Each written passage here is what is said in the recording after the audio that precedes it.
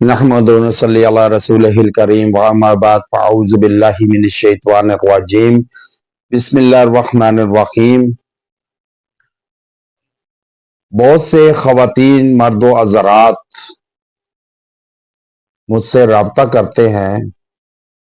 کہ ہم ہفتوں، مہینوں، سالوں وظائف پڑھتے ہیں، کرتے ہیں، لیکن کوئی افاقہ نہیں ہوتا، فائدہ نہیں ہوتا، بینیفٹ نہیں ملتا۔ کیا وجہ ہے کہ ہم وظائف بھی کرتے ہیں لیکن اس کی افادیت سے لطف اندوز نہیں ہوتے، کہ ہم پر جو اثرات ہوتے ہیں جناتی، یا عمل کیا جاتا ہے، یا جناتی اثرات چھوڑے جاتے ہیں، یا خود سے جناتی اثرات آتے ہیں، یا تعویذ کی صورت میں یا بندش کی صورت میں ہو، اولاد کی بندش ہو، کاروبار کی بندش ہو، یا پھر تعلیم کی بندش ہو، یا خوشحالی کی بندش ہو، روزگار کی بندش ہو، یا تعویذ کیا جائے، قبر میں تعویذ دفنائے جاتے ہیں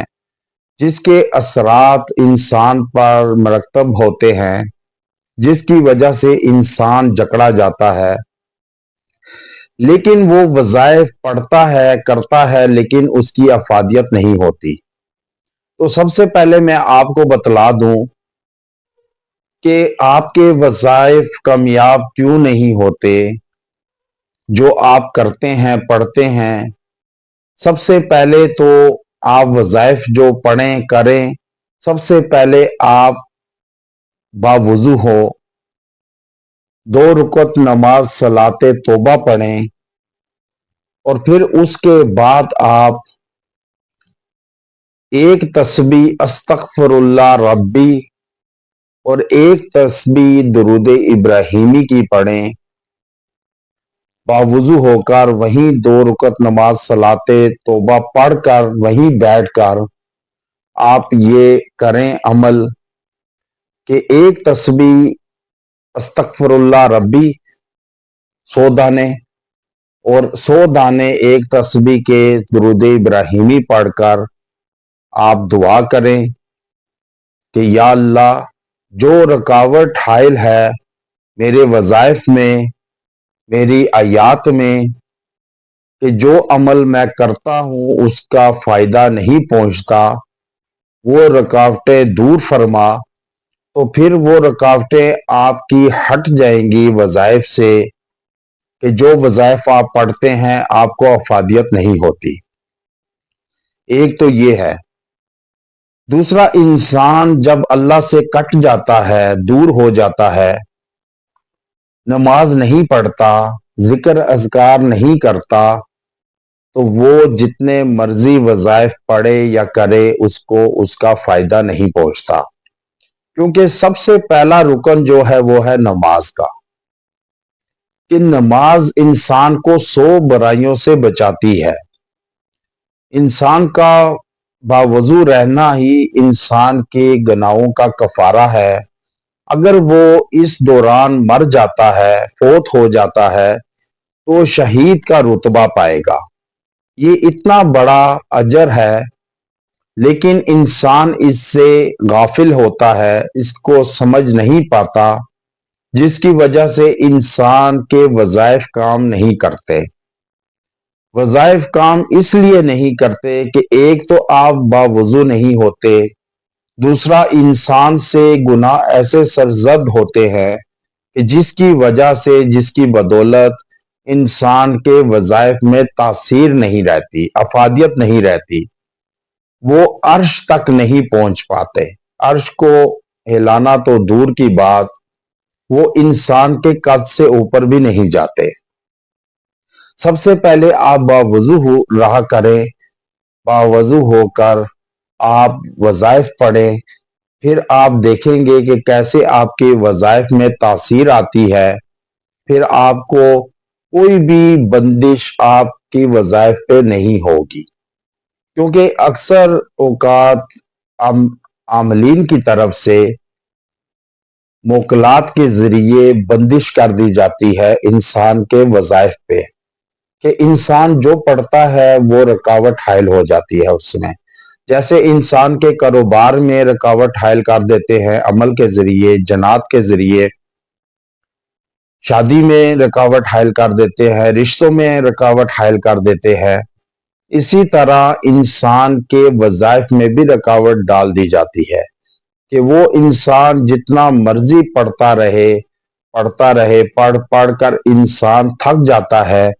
لیکن اس کو فائدہ نہیں پہنچتا کیونکہ اس پر رکاوٹ حائل ہوتی ہے۔ تو یہ رکاوٹ دور کرنے کے لیے یہ اسم اعظم سمجھے کہ یہ دنیا کا سب سے بڑا وظیفہ ہے کہ آپ ایک تسبیح استغفر اللہ ربی اور ایک درود ابراہیمی کی تسبیح روزانہ معمول بنا لیں کہ آپ نے یہ لازمی پڑھنی ہے، نماز کو قائم کرنا ہے، 5 وقت نماز پڑھنی ہے۔ تو پھر آپ دیکھیے گا، آپ چھوٹے سے چھوٹا وظیفہ ہو یا بڑے سے بڑا وظیفہ ہو، آپ جو بھی وظائف پڑھیں گے، کریں گے، عمل کریں گے، انشاءاللہ تعالی وہ وظائف کامیابی کی طرف گامزن ہوں گے اور آپ کا کامیابی مقدر بنے گی، اور رکاوٹیں جو حائل ہوں گی رستے میں وظائف پر، وہ رکاوٹیں بھی دور ہوں گی۔ کیونکہ انسان، کئی لوگوں نے مجھ سے رابطہ کیا، جی ہم سارے وظائف پڑھتے ہیں، کرتے ہیں، لیکن کوئی افاقہ نہیں ہوتا، کوئی 1% بھی ہمیں اس کا فائدہ نہیں ہوتا، بینیفٹ نہیں ملتا، یا ہم سے جسم ہلکا نہیں ہوتا، ہم پر سے جو اثرات ہیں وہ ختم نہیں ہوتے۔ تو اس کی یہی وجہ ہوتی ہے کہ انسان دھیان نہیں رکھتا اس کی طرف، یکسوئی سے نہیں پڑھتا کرتا وظائف، اور باوضو نہیں ہوتا، جس کی وجہ سے انسان کے وظائف ناکام رہتے ہیں، اور پھر وہ آخر مایوسی کا شکار ہو کر اس طرف سے ہٹ جاتا ہے، کیونکہ شیطان انسان کا سب سے بڑا دشمن ہے، کیونکہ انسان کو ورغلاتا ہے وہ اس لیے کہ آپ قرآن اور حدیث سے کٹ جائیں، اللہ سے دور ہو جائیں۔ اور یہ مایوسی جو ہے یہ کفر ہے۔ مایوسی سب سے پہلے، جب اگر آپ میں مایوسی آ جائے تو آپ سمجھ لیں کہ شیطان وار اپنے کر رہا ہے۔ اس مایوسی کو ختم کریں اور اپنے یکسوئی سے اپنے وظائف میں لگ جائیں اور پڑھتے رہیں۔ اللہ آپ کی نیت کو جانتا ہے، نیت کو جانچے گا کہ آپ کس طرح یکسوئی سے، جیسے انسان کیسے مسلسل ایک ہی عمل کو دہراتا ہے، بچہ ہو یا فقیر ہو، بھیک مانگنے والا ہو، تو آخر کار اسے بھیک مل ہی جاتی ہے، اس کو مدد درکار ہوتی ہے، وہ مدد مل ہی جاتی ہے۔ اسی طرح اللہ سے مانگتے رہیں، اللہ آپ کے دامن کو، جولی کو ضرور بھرے گا، کیونکہ اس کے رحمت کے خزانوں میں کوئی کمی نہیں ہے کہ وہ آپ ساری دنیا کو دے بھی ڈالے تو ذرہ بھی اس کے رحمتوں کے خزانوں میں فرق نہیں پڑے گا۔ اس لیے یکسوئی سے باوضو ہو کر آپ اللہ سے مانگیں، سچی توبہ کریں کہ جو آپ سے گناہ سرزد ہوئے میں اس کی توبہ کرتا ہوں، اور آپ سے توبہ کا طلبگار ہوں کہ میرے گناہوں کو معاف فرمائیں، اور میرے جو کام ہیں، اٹکے ہوئے کام ہیں، رکے ہوئے کام ہیں، ان کو جاری فرما دیجئے۔ اور یہ آپ معمول بنائیں اپنا وظیفہ، ایک تسبیح استغفر اللہ ربی اور ایک تسبیح درود ابراہیمی کی پڑھ کر آپ اللہ سے مانگے 2 رکعت نماز صلاۃ توبہ کے بعد، تو پھر آپ اس کے بعد جو بھی وظیفہ پڑھیں گے انشاءاللہ اس کی تاثیر بھی ہوگی، افادیت بھی ہوگی، اور آپ کو بینیفٹ بھی ملے گا۔